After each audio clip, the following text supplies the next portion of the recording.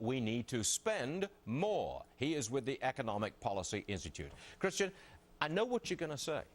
You're going to say that markets don't care about deficits, but I do. I don't want to see my country go the way of Greece. And if you keep spending and adding to the deficit, that's where we're heading.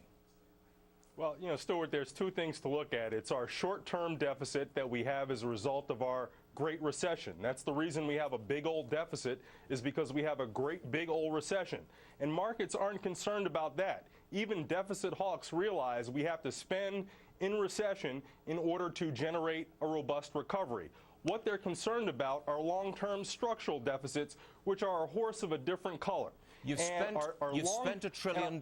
You spent virtually $1 trillion.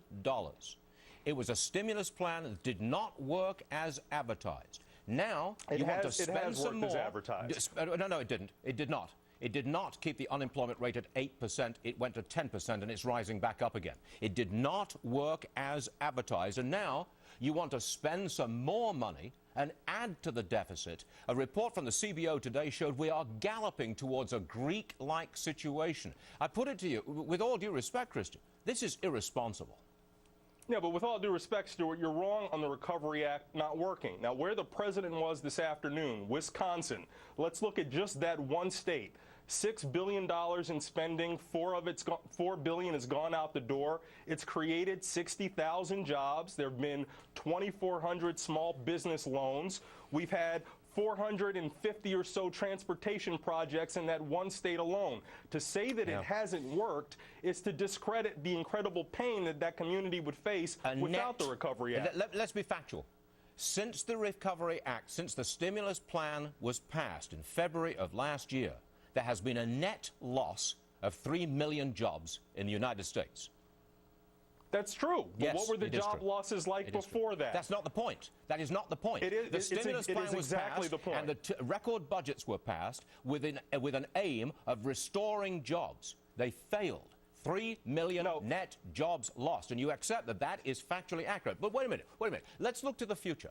If we do as you suggest, and we spend some more money, we add to the deficit, we're going to look like Greece. We're already looking at 60% of our economy is debt. You can't go on like this, Christian.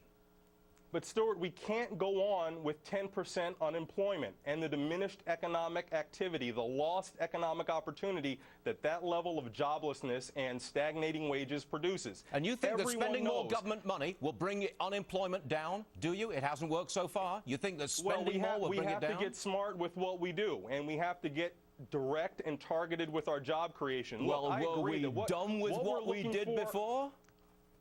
Pardon? Were we dumb with the way we spent it before? If we've got to get smart in the future. What we did before was based on economic conditions of 2007. We're now in 2010, and we know the road ahead of us lies with direct job creation, making sure that people have income to spend so that jobs are created and so that the federal government can create and generate tax revenues. We know the path ahead. The path ahead is not to retreat, it's to actually spend so that we can get people back to work. That is the greatest threat to our long-term fiscal sustainability, is the fact that we have such high rates of joblessness. Okay, look, what you've got to do is get the private sector to start hiring people again. And thus far, having spent $1 trillion, I would love for that to happen. It's not happening. 13,000 new private sector jobs created last month. That's it. After spending $1 trillion, that's not a strong performance. But, Christian, that is not the federal government's fault, Stuart. Okay.